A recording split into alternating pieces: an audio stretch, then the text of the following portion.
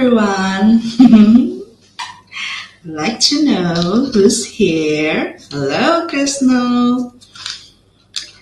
Let me let me read a little bit of line here. Two households, both alike in dignity, in fair Verona, where we lay our sin. From ancient grudge break to new mutiny, where civil blood makes civil hands unclean. From forth the fatal loins of these two foes, a pair of star-crossed lovers take their life. Home is adventured, Peaches overthrows, do with their death, bury their parents' strife. Do you guys know, or can you guys guess where does the line come from? Somebody actually know! Yes, this is actually an opening line from Romeo and Juliet. There's a lot of hint. It's like the summary of the whole story because if you have heard it, there are several clues around. They mentioned the name Verona. Verona is the place where Romeo and Juliet takes the scene, and of course, two households, both alike in dignity, and from those two households come to lovers and blah blah and such and such. Yeah, it's an opening line from Romeo and Juliet indeed. Why did I read that line? It's because we're going to talk about Shakespeare.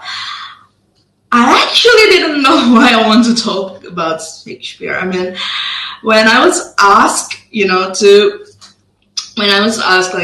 what do you want to talk about during the English day? And it was actually quite, I didn't know what I want to talk about. Like everybody has already delivered a very good theme, and I didn't know what I want, what I could deliver. But then, Shakespeare might be good. I mean, probably most of us Indonesian, most of us ESL learner. ESL is English as second language learners, because English is not our first language, of course. Shakespeare might not be our top of mind when we come to the writers that we could learn from, because Shakespeare is such an advanced. If you can read Shakespeare, that means you're an advanced learner. But the thing is, Shakespeare was not just a writer. He contributed a lot to the English language. That's why I just want to celebrate him right now by delivering this theme. Okay, I actually haven't greeted all of you. How are you guys? And how's your holiday? Is it holidays already for you guys?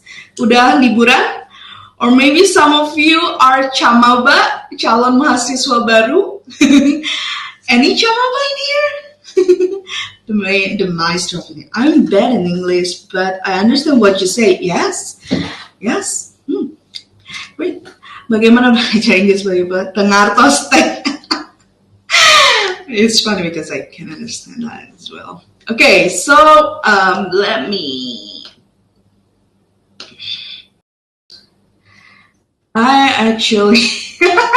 Why did I open it here? Okay, this is actually beginning. I have already graduated here. Wow, hello, Berlina. Actually, I remember you very well, Berlina. And then there's hello, bagus, and bok. Kung nggak ada subtitle, Well, the point of English Day is actually that you try to understand by listening, and hopefully you can write something or try to learn with us. So no subtitle here, unless anyone here would like to, be the volunteer and actually type what I'm saying in Indonesian, I mean, that's a good way to practice as well. Yeah. And then, hello, Kak, Salsabila, and we have a lot of people here. I cannot greet all of you. And for those who haven't actually seen me, hi, my name is Usi, and I'm the English live tutor, actually, Optima live tutor. Yeah, so maybe some of you have already known me, but some of you might never actually see me. And this is my Instagram at Zusitisia. You can follow it, and I swear I'm going to post something new in my Instagram. I've already had some materials, some contents, but yeah, posting is hard actually. Okay, now we're going to start with Shakespeare. Who? I know maybe the name Shakespeare is not really, it's not really alien to most of you.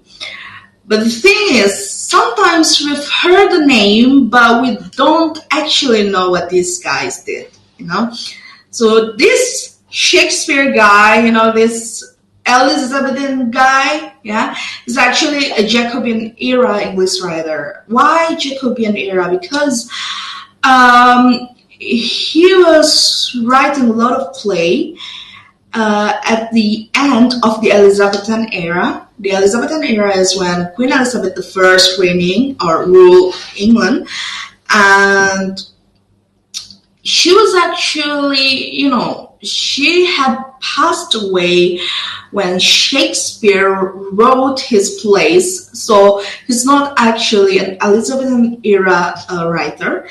He's a Jacobean era writer. Jacobean era came after Elizabethan era. It's around the 17th century at the 1600 something. Yeah, he had written at least 37 plays. Yeah, 37 are the ones that we know, are the ones that we have the records. Probably he had written more than 37 plays. We don't know. And then he wrote over 150 sonnets and poets. And he wrote 2 volumes of poetry as well. Yeah. He wrote his plays and sonnets in English that doesn't actually sound like English, because maybe some of you have actually tried to read his plays. Mungkin di antara kalian ada yang pernah mencoba untuk membaca, ya. Maybe just a quotation, cuma kutipan-kutipannya aja, and you found it hard to understand what he wrote. Dan kayak susah gitu memahami, dia nulis dalam bahasa Inggris, but definitely not the everyday English that we know, bukan bahasa Inggris yang sehari-hari yang kita ketahui. Okay, his first plays were on stage in London in 1592, but then he switched to writing sonnets and poetry in 1609 due to the pandemic. Actually, the pandemic had ruined everything, even in the 17th century. So due to the pandemic, a lot of theaters in London were closed, just like today. Tempat-tempat ramai ditutup karena pandemi. So he's got to stay at home, just like what we did today. Jadi dia harus tinggal di rumah, WFH, work from home. So he decided to write. He decided to write a lot of sonnets. Okay, so that's a little bit about Shakespeare. And if we're talking about his works is actually divided into 2. When we're talking about his plays, the comedy is, comedy, but it's not actually, like comedy like the haha funny one. It just meant it didn't end miserably. It just meant the play doesn't end miserably. It doesn't end with bad endings. It ends with happy endings, Some of his works that considered to be comedy are The Merchant of Venice, A Midsummer's Night Dream, A Tempest, and As You Like It. And then the other side of comedies is tragedy. Yeah. And tragedy usually ends, well, with bad endings. Someone died, for example. It's just like Romeo and Juliet. Somebody had to die, you know. And then Hamlet, probably, do you guys, probably you are not, you're not familiar with Hamlet. But if you have watched The Lion King is actually inspired by Hamlet. It's about a family, and then there's this scary, evil uncle who tried to take over the kingdom from the king. And then Hamlet's uncle actually in the real play married his mother, Hamlet's mother. So the uncle married the mother. And then there's Hamlet. Hamlet was the prince, and then he tried to take over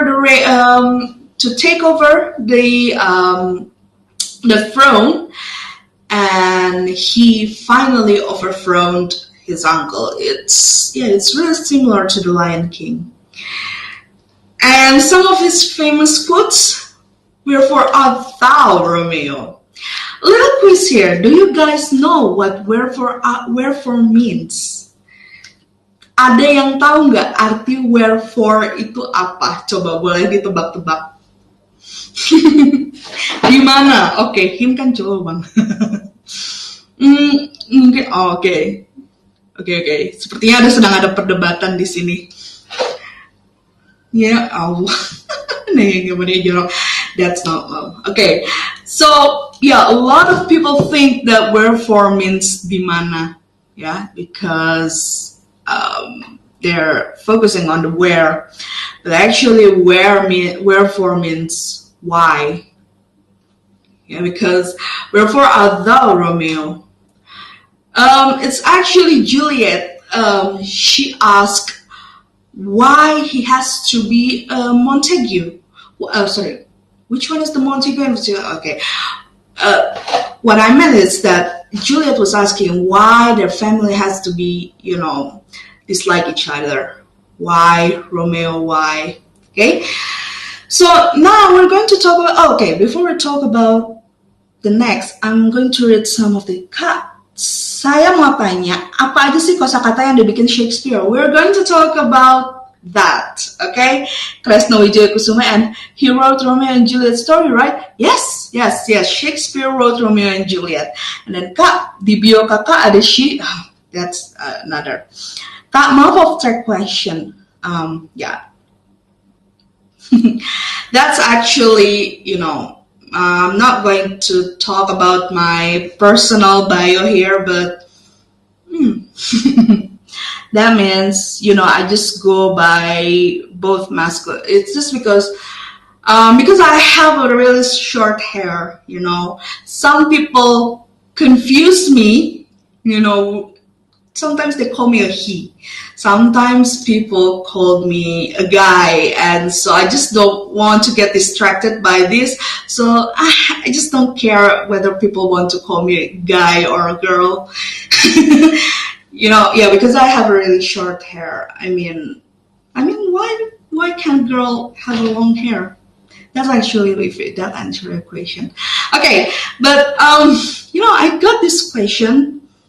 Sekolahnya Shakespeare di mana? Wow, that's actually a very nice question. Sekolahnya Shakespeare di mana? He was actually educated at home. So he was homeschooled, and then he went to grammar school. Grammar school is actually a school that's specialized in language. So at that time, grammar school was only for boys. So boys went to grammar school. Okay, they were educated in languages. Latin was one of them, but they also educated in philosophy and sometimes science, sometimes religion. And boys could enter grammar school at the age of 11. So it's like middle school probably. Yeah. So if anyone asks whether he was educated or not, yes, he was educated at grammar school, but probably he didn't get higher education because if I'm not mistaken, he was married at a very young age, at the age of 18 or 17 or something, and his wife, Anne Hathaway, was a lot older than he was. Okay, and talking about kosakata, about vocabularies, yes, we need to talk about how English was before Shakespeare. Okay, so English was a lot different, before the 15th century. If you guys have heard how the English language evolved from something that is mixed between Anglo-Saxon and then mixed between like Latin, there's a little bit of French, a little bit of any Saxon, Germanic language, and then it created early English, Old English, we call it Old English, Medieval English, then it evolved into the Middle English, and then it evolved into Early Modern English. Early Modern English is the start of the English language that we know today. Okay? Why English could be the language that we know today? It owes to wars, trades, and explorations that allowed the English language to rapidly absorb new words. Jadi bahasa Inggris itu berkembang ya dari awalnya Old English sampai akhirnya menjadi Early Modern English ya sampai akhirnya menjadi Modern English seperti yang kita tahu sekarang. Oke? Dan itu semua karena prosesnya ada perang, ada perdagangan, ada eksplorasi yang semua kemudian mempengaruhi bahasa Inggris. And during Shakespeare era, English had entered the something that we called early modern English era. It's a switch between Middle English to the modern English. Okay, then there's something called the early modern English era, and at this moment, English had been used for theology, philosophy, for art, science, physical science, and then poetry and such. But the thing is, English was really poor when it came to vocabularies back then. So, Shakespeare wrote more than 17,000 words, and he needed to invent 700 of them. Imagine if you're writing something, for example, if you're writing an essay, but 10% of the words that you're using, you invented them themselves. Jadi, bayangin kalau kalian nulis, tapi 10% dari kata yang dipakai itu kalian temuin sendiri. Dari 17.000 kata yang digunakan sama Shakespeare, 1.700-nya dia invented sendiri, dia temukan sendiri. That's really cool actually. And if you have, if you joined my 12th grade class, you actually know that we can actually invent words. Sebenarnya bisa loh kita membuat kata sendiri. Yeah, especially if you're a writer. If you are someone with great influence, you can actually make your own words.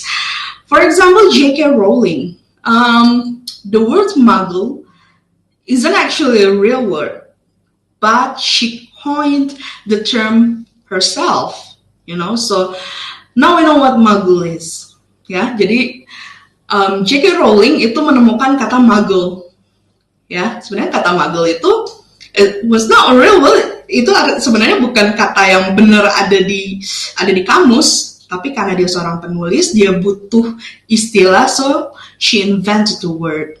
And then, how did Shakespeare invent word? There were a lot of systems, there were a lot of ways to invent new words. For example, he combined existing words that already exist, and he combined it and made new words. For example, like up and stairs, upstairs, down and stairs, downstairs, and then I plus bowl become eyeball. Yes, upstairs, downstairs, eyeballs. You know these words and you owe it to Shakespeare. Shakespeare actually invented these words. Okay? And then compound adjective. Do you guys know what compound adjective is? Masih ada yang ingat compound adjective apa? Kira-kira ini kayaknya pernah dibahas deh. So compound adjective is actually an adjective, but we made it by combining adjective and another words. Like we're combining adjective with past participles or we're adverb, etc. Here we have the word cold-hearted. Yeah, cold-hearted is a compound adjective. Shakespeare found that as well. And then cold-blooded, warm-blooded. They both were invented by Shakespeare. And then verbal noun. Verbal noun is actually changing verbs into noun. Yeah. The word the word control. So the word control had already exists actually, but as a verb. But then Shakespeare changed it into a noun. Control as noun. And then the word hint and the word bomb. And then there's also verbing nouns. Verbing nouns is making nouns into verbs. Like the word champion. Okay. But back then, champion means when you challenge someone into a duel or into a contest. Champion is actually a noun, right? When you are a winner of something, then you are a champion. But here, Shakespeare took the word champion and turned it into a verb. So when you say to champion someone means to challenge someone. But right now, to champion means to win something. So, well, it has a different meaning. But still, now we recognize champion as both a noun and a verb. And then we have the word gossip. Yes, gossip was actually a noun, but then Shakespeare took it and changed it into a verb to gossip. Well, you know what it means to gossip. And then green-eyed. Yes, when somebody said green-eyed, yeah, it was actually meant someone with green eyes. Okay, orang yang punya mata hijau. But then Shakespeare again took it and turned the meaning into jealousy. Okay, this is actually a little bit different because when we talk about green-eyed, we actually talk about something that relates to money. But actually, green is the color of jealousy. So this is why if you watch cartoons and then you see the evil ones, they're usually wearing greens or, you know, have like greenish backgrounds or surroundings. That's because green is the color of envy in the, you know, for the English society. Okay. Wow, we have a lot of questions, but let me finish this first. And then, of course, changing a word by adding prefix and suffix. Okay. And then you can borrow words from another language. Retirement. Retirement is actually French from retire or retirement. I kind of forget it. That actually means, well, to retire. Pensión. Okay. And then generous. Generous is actually came from French word general, but the thing is general in French actually meant noble or royalty. Kalau generous kan artinya suka memberi, murah hati. Tapi ternyata dalam bahasa aslinya, ya, general dalam bahasa Prancis itu artinya adalah orang noble, ya, noble. Orang dari dari ya gitu lah, keturunan noble, keturunan raja, ya. And then some of the words that he invented is actually by adding suffix, yeah, worthless, noiseless, countless, and then prefix unreal, unrest, premeditated. It's actually quite easy to invent new words, right? Let me read some of the question first. Okay. Wow, there's a lot of question, but will you upload the new rebroadcast? Probably this would be uploaded, but what is Shakespeare? Shakespeare is a writer. Siapa? Adios, nice English. Kak, thesaurus sama Shakespeare beda.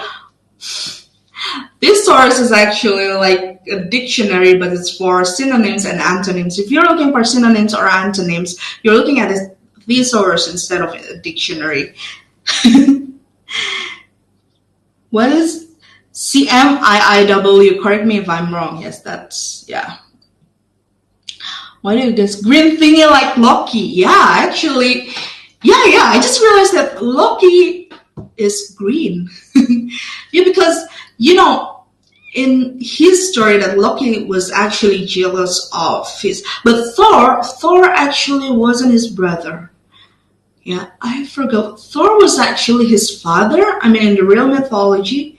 Yeah, but the thing is, Loki was actually jealous of Thor, and yeah, that's why he was green, probably. And why Shakespeare found a lot of words? That because he could not find enough words. This actually happened to us today. Technology is increasing, a lot. Is developing a lot. Teknologi zaman sekarang juga kan berkembang, sangat berkembang. And sometimes us Indonesians do not have the word to describe that technology. Kadang-kadang tidak ada padanan kata untuk sebuah teknologi dalam bahasa Indonesia. So we need to invent the words. Like for example, download. We did not have the words for that in Indonesian. We did not, but now we do. Yeah, download. We invent a new word, mengunduh. Upload. We invent a new word as well. Mengunggah. Yeah. Why did Shakespeare need a lot of words? Because he was a writer. Yeah. He was a writer. He needed a lot of words, so he invented himself. Karena dia penulis, dia butuh kata-kata untuk mengungkapkan apa yang mau dia tulis, ya dia temukan sendiri. Can we be like Shakespeare? Of course, why not? You can. But try to write a lot. Yeah, try to write a lot. And if you meant by being Shakespeare means you want to be a writer that writes in English, then go ahead, start to write in English. Okay? You don't need to use difficult words. Yeah, you don't need to use difficult words. You don't need to use advanced words. Just start with something easy. Yeah, as long as you write. Kalian mulai nulis aja dulu, nggak perlu pakai kata-kata yang fafifu, was banget lah. Cari aja kata-kata yang gampang. And then maybe you can invent some words as well. Mungkin setelah itu kalian bisa menemukan kata-kata sendiri. Okay, so the last thing that I would like to talk about is probably you have heard these words: thou, thee, thy, ye.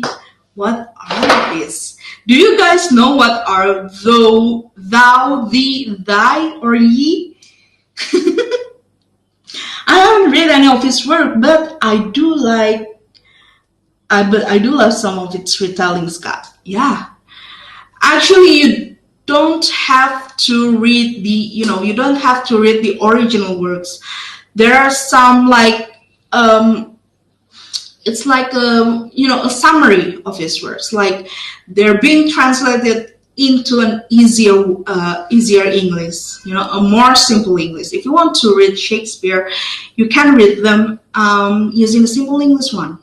Ya, kalian gak harus baca yang susahnya. Kalau kalian mau baca Shakespeare, ada kayak bikin summary, kayak dibikin sedikit lebih mudah kayak gitu, supaya ya at least you can enjoy his works. Jadi kalian bisa menikmati ceritanya. If I found a pattern of language or new word vocabulary, can people call me professor? No, because professor is, oh God. If you want to be a professor, definitely there are steps that you need to take to be a professor, okay? But probably if you have found enough words, maybe you can be a professor, I don't know, probably, yeah. But these words, the, thee, and thy is actually, they don't mean the same thing. They mean you.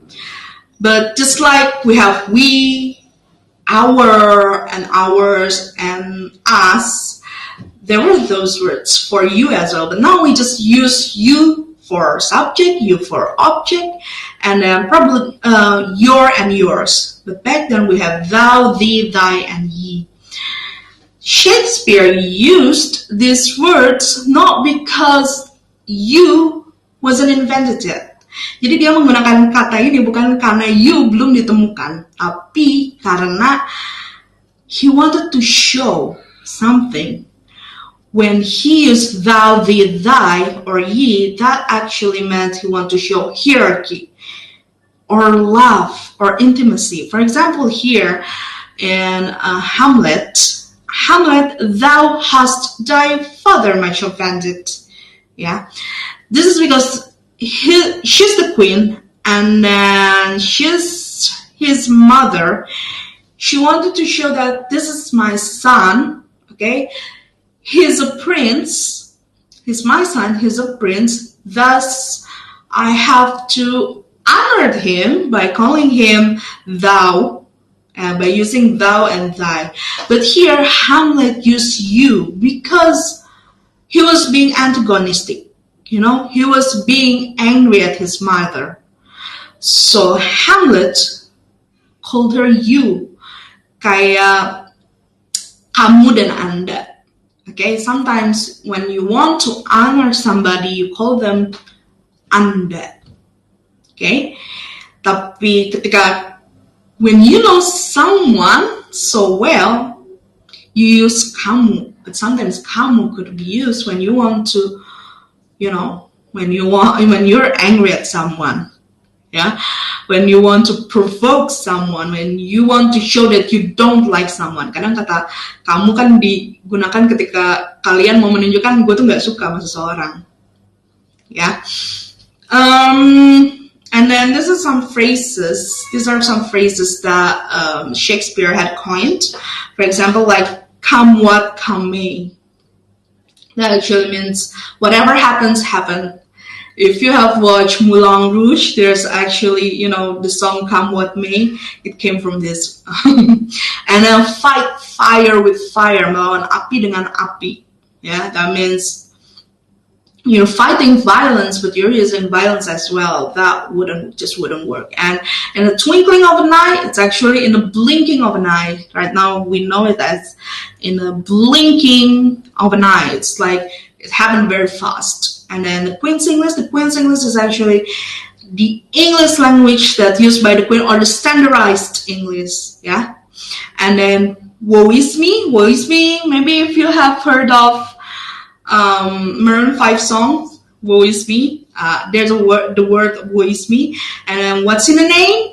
Yeah, apalah arti sebuah nama, and love is blind. Okay, so that's actually how Shakespeare changed the English language. Okay, he invented a lot of words, he popularized a lot of phrases, and we haven't actually talked about how he revolutionized the way we write poems, the way we write poetry, the way we read it, and etc. But since that's very sastra, yeah, sastra banget, so we don't talk about that.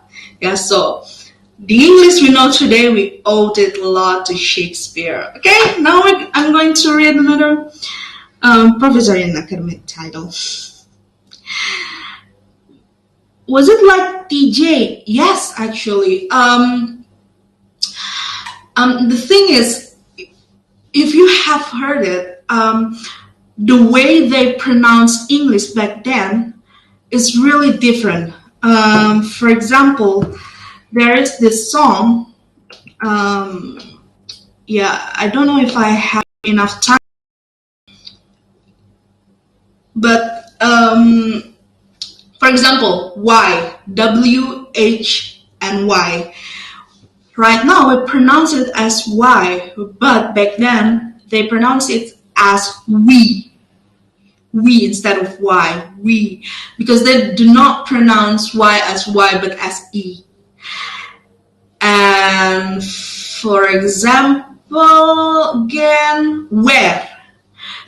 Where di mana? WHERE. It's not where, but where. Where. Whatever they write, that's how they pronounce it. Just like in Indonesian. Jadi yang dibaca itu sesuai apa yang ditulis. It's not where, but where.